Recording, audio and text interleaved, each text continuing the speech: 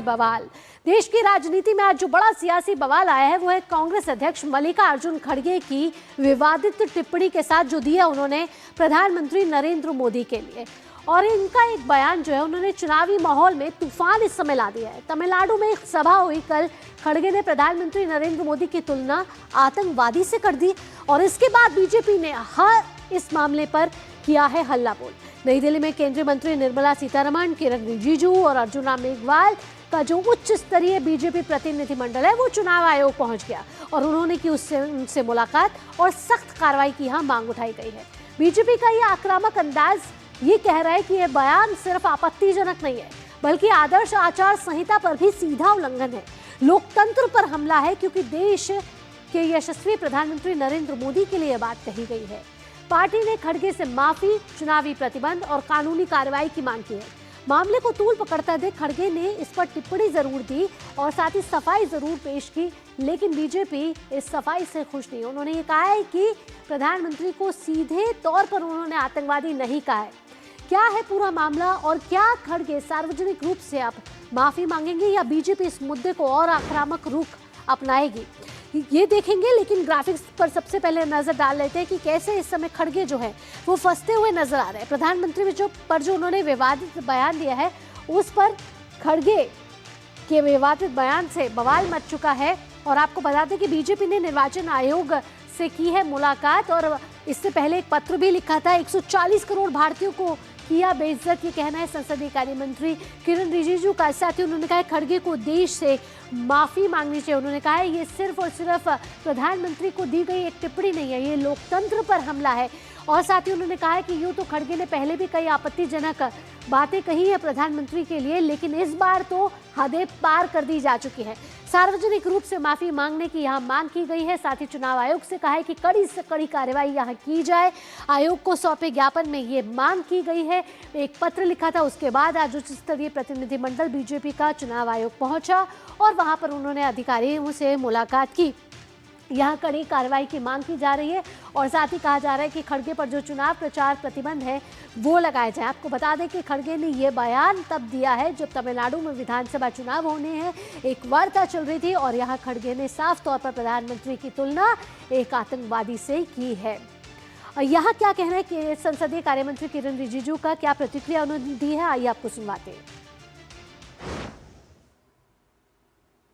देश के प्रधानमंत्री को टेररिस्ट कहना, आप सब समझ सकते हैं कि कांग्रेस पार्टी लोकतंत्र और जो हमारे जीवन में एक इंसान को किस तरीके से बिहेवियर करना चाहिए, आचरण कैसे होना चाहिए, इसका नीचे स्तर जहां ले गया है, मुझे लगता नहीं है कि आज तक कोई पॉलिटिकल पार्टी किसी ने ऐसा अपशब्द प्रधानमंत्री जी के ऊपर में प्रयोग किया है। हमने कमीशन को रिक्वेस्ट किए हैं कि देश का कोई भी पॉलिटिकल पार्टी अगर इस तरह का भाषा का प्रयोग करेंगे तो ये हमारे पार्टी का, सरकार का विषय नहीं है। लोकतंत्र के लिए बहुत ही ये घिनौना हरकत है और लोकतंत्र को ये बहुत नीचे तरीके से कमजोर करने जा रहे हैं। सख्ती से सख्ती कार्रवाई किया जाए, हमने मांग किया है। और हमने ये भी मांग किया है कि मल्लिकार्जुन खड़गे जी, कांग्रेस पार्टी पूरा देश के लोगों से माफी मांगे और इलेक्शन कमीशन उपयुक्त कार्रवाई करना चाहिए। तो खड़गे के इस विवादित बयान से सियासी घमासान मच चुका है। क्या दिया खड़गे ने ऐसा विवादित बयान जिससे राजनीतिक हलचल यहाँ तेज हो गई और सियासी संग्राम यहाँ खड़ा हो गया। प्रधानमंत्री मोदी के लिए उन्होंने अपशब्द कहे हैं, ये पहली बात नहीं है।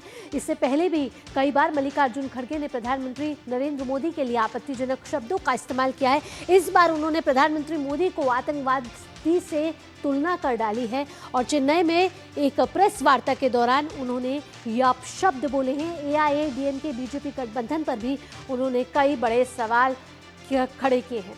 तो आइए अगले ग्राफिक्स का रुख करते हैं कि कैसे मल्लिकार्जुन खड़गे के बोल पहले भी फिसले हैं। मार्च 2026 की घटना के बारे में बताएं तो कर्नाटक में आपको बताएं कि मल्लिकार्जुन खड़गे के बोल फिसल गए थे और उन्होंने यहाँ पर भी कुछ ऐसे शब्द बोले थे जो लोकतंत्र के लिए कहीं ना कहीं मर्यादित तौर पर नहीं माने जाते। जनसभा के दौरान उन्होंने ये टिप्पणी की थी। खड़गे ने ट्रंप को लेकर भी कई बार तीखी टिप्पणी की है। उन्होंने ट्रंप को एक तानाशाह, मोदी को एक गुलाम बताया है। इसके साथ जून 2025 की घटना भी आपको बताते हैं। प्रधानमंत्री मोदी को कहा झूठा। उन्होंने कहा कि कभी किसी प्रधानमंत्री को इतना झूठ बोलते हुए नहीं देखा गया। इसके साथ 2022 में भी प्रधानमंत्री को झूठों का सरदार मल्लिकार्जुन खड़गे ने बताया था। और आज तो आपको बताया, मल्लिकार्जुन खड़गे ने कल जो तमिलनाडु में एक प्रेस वार्ता के दौरान इन आपत्तिजनक शब्दों का इस्तेमाल प्रधानमंत्री के लिए किया है, जहां बीजेपी ने खोल दिया है हल्ला बोल। यहाँ शैलेंद्र मिश्र हमारे साथ जुड़ गए हैं ज़्यादा जानकारी के साथ। शैलेंद्र, आप सुबह से इस स्टोरी को ट्रैक कर रहे हैं। अब जब बीजेपी का ये उच्च स्तरीय प्रतिनिधिमंडल चुनाव आयोग से उन्होंने मुलाकात की है, आगे की रणनीति क्या लग रही है? क्या मल्लिकार्जुन खड़गे ने जो ये सफाई पेश की है जिससे बीजेपी खुश नहीं है, सार्वजनिक मंच पर आके क्या प्रधानमंत्री से माफी मांगेंगे या बीजेपी और आक्रामक रुख अपनाएगी? देखिए, ये कांग्रेस पार्टी और मल्लिकार्जुन खड़गे को तय करना है कि क्या वो मल्लिकार्जुन खड़गे इस पर सीधे माफ़ी मांगते हैं या फिर सफाई पर ही मामला खत्म करने की कोशिश करते हैं। लेकिन जहां तक बीजेपी का सवाल है, बीजेपी ने अपने रुख को बिल्कुल स्पष्ट कर दिया है कि ये बहुत ही गंभीर मामला है, जिसमें प्रधानमंत्री नरेंद्र मोदी को सीधे इस तरह से आतंकवादी बता के तुलना की गई है। ये एक पराकाष्ठा है नीचे जाने की राजनीति में, और इसे बिल्कुल स्वीकार नहीं किया जाएगा। और इसीलिए तत्काल बीजेपी के तमाम बड़े नेताओं ने पोस्ट कर इसकी निंदा की, मल्लिकार्जुन खड़गे से माफ़ी की मांग की। और आज सुबह बीजेपी का उच्च स्तरीय प्रतिनिधिमंडल चुनाव आयोग से मिला और उसने चुनाव आयोग से तुरंत संज्ञान लेने की अपील की है और जो भी उपयुक्त कार्रवाई हो वो मल्लिकार्जुन खड़गे के खिलाफ करने की बात अपील में कही गई है। दूसरी बात यह है कि बीजेपी ने यह याद दिलाया है कि कांग्रेस पार्टी के बड़े नेताओं का एक पैटर्न है कि वो प्रधानमंत्री नरेंद्र मोदी के खिलाफ आपत्तिजनक शब्दों का इस्तेमाल करते रहे हैं, चाहे वो सोनिया गांधी द्वारा मौत का सौदागर कहना हो गुजरात के विधानसभा चुनाव में, या फिर प्रियंका गांधी द्वारा नीच कहना हो, या इस तरह की एक पूरी फेरिस्त है। और मल्लिकार्जुन खड़गे तो 2-3 बार कुछ आपत्तिजनक बातें कह चुके हैं जिसको लेकर विवाद हुआ है। लेकिन इस बार सीधे एक प्रेस कॉन्फ्रेंस में, जहां पर चुनाव हो रहा है उस राज्य में, प्रधानमंत्री नरेंद्र मोदी को आतंकवादी बताना, बीजेपी का कहना है कि ये इन्होंने पराकाष्ठा तोड़ दी है और इससे एक तरह से इससे नीचा स्तर नहीं हो सकता राजनीति का।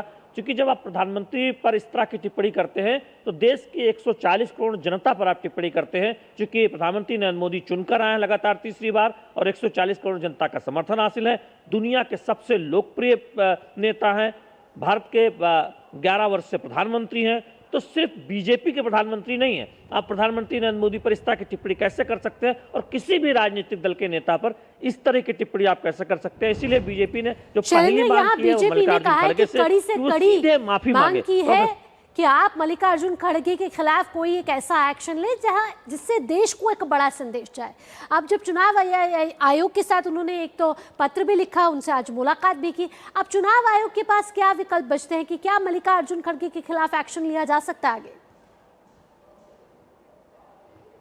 देखिए, देश के 5 राज्यों में चुनाव चल रहा है और ऐसे समय में मल्लिकार्जुन खड़गे की ये बाकायदा प्रेस कॉन्फ्रेंस में टिप्पणी आई है। तो चुनाव इस विकल्पों पर अध्ययन करेगा कि क्या क्या उसके पास विकल्प है।